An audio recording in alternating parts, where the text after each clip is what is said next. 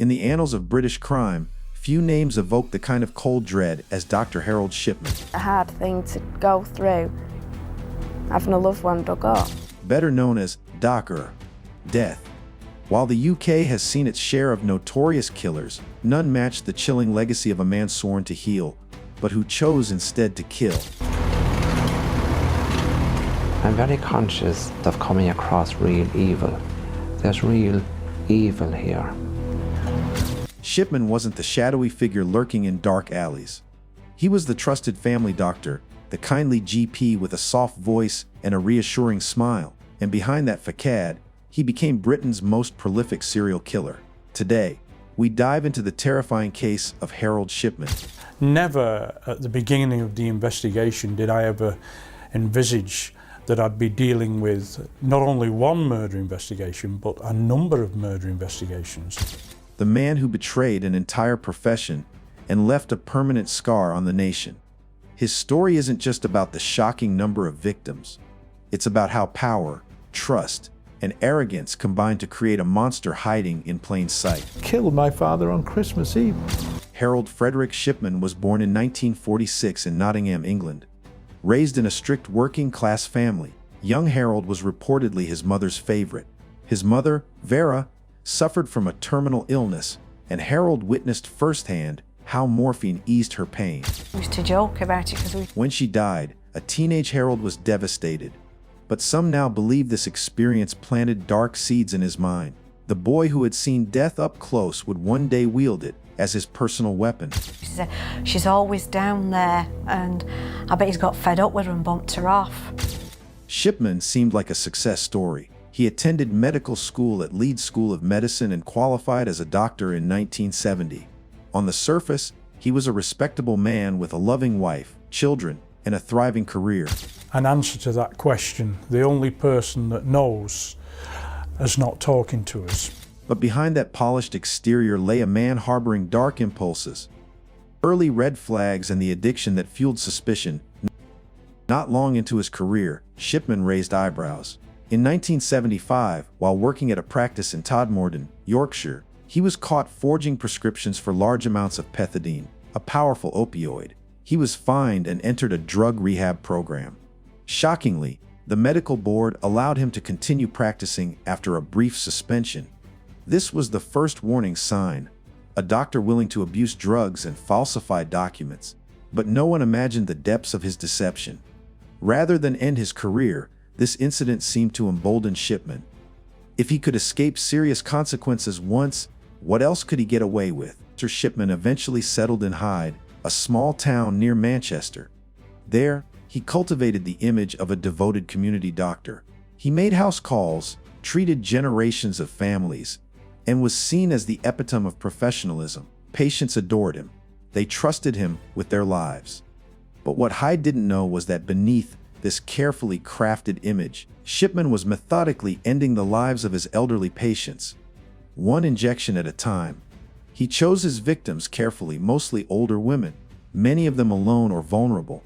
And his method was chillingly simple. Shipman's weapon of choice was diamorphine, medical-grade heroin. In small doses, it's a painkiller. In large doses, it's fatal. Shipman would administer lethal amounts under the guise of medical care. Death certificates would list natural causes, old age, heart failure, stroke. Families, trusting the word of their beloved doctor, rarely questioned him. And when they did, Shipman reassured them with charm and confidence. His signature move was to suggest cremation, an easy way to destroy evidence. Shipman didn't stalk his victims.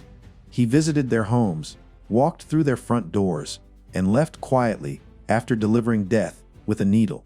The growing body count and how it went unnoticed between the late 1970s and the 1990s, Shipman is believed to have killed over 200 patients, though some estimates push the number closer to 250.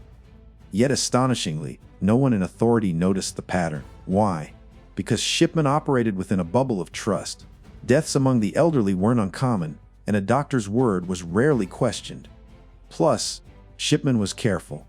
He staggered his killings, ensured paperwork looked legitimate, and used cremation to erase traces. The most chilling part: the families of his victims often thanked him, believing he'd ease their loved ones' suffering. The perfect cover for a man playing God. In 1998, Shipman made a fatal mistake, not with a syringe, but with a pen. After the death of Kathleen Grundy, a wealthy and well-known local woman, a suspicious will surfaced. The document bizarrely excluded her family and left a $386,000 to Dr. Harold Shipman. Grundy's daughter, a lawyer, immediately questioned its validity. She alerted authorities, who exhumed Kathleen's body. Tests revealed lethal levels of diamorphine.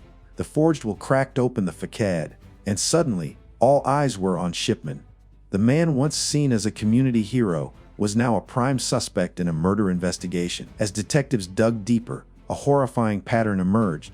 Records showed an unusually high number of Shipman's patients died under his care, many within hours of his visits. Even more disturbing, Shipman often signed their death certificates himself, bypassing standard protocols. Investigators exhumed bodies, combed through medical records, and uncovered a mountain of evidence pointing to systematic murder. It wasn't just Kathleen Grundy. Dozens of other deaths now appeared suspicious, and with each discovery, the scale of Shipman's betrayal became more monstrous. Shipman was arrested in September 1998. His trial began in October 1999. He faced charges for 15 counts of murder and 1 count of forgery.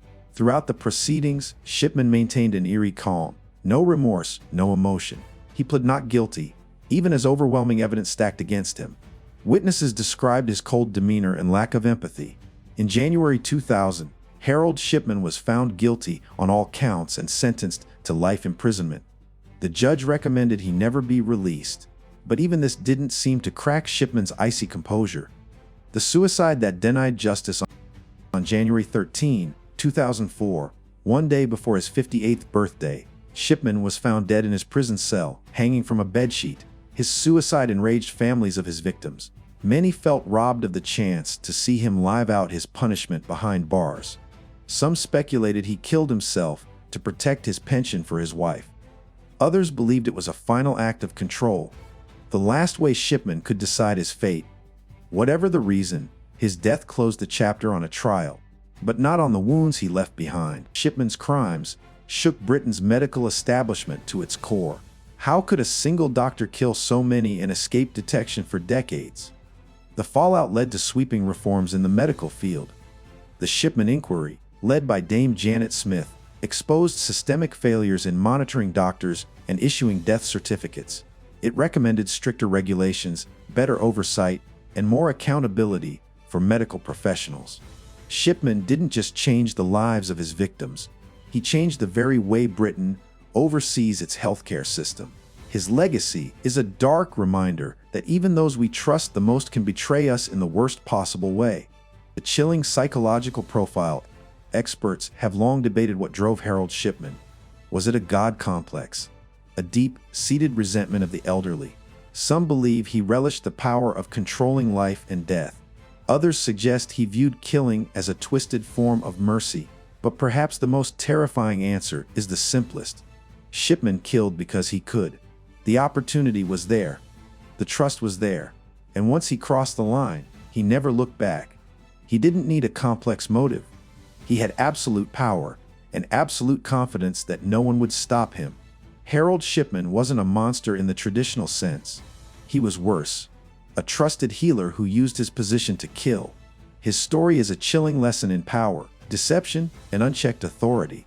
The man dubbed Dr. Death will forever stand as a symbol of betrayal and the darkness that can lurk behind even the kindest smile. His crimes didn't just take lives. They shattered a nation's faith in one of its most trusted professions. If you thought this case was chilling, stay tuned for our next deep dive, where we explore the 7 disturbing trials to watch in 2025. Because sometimes, the deadliest predators are the ones we trust the most.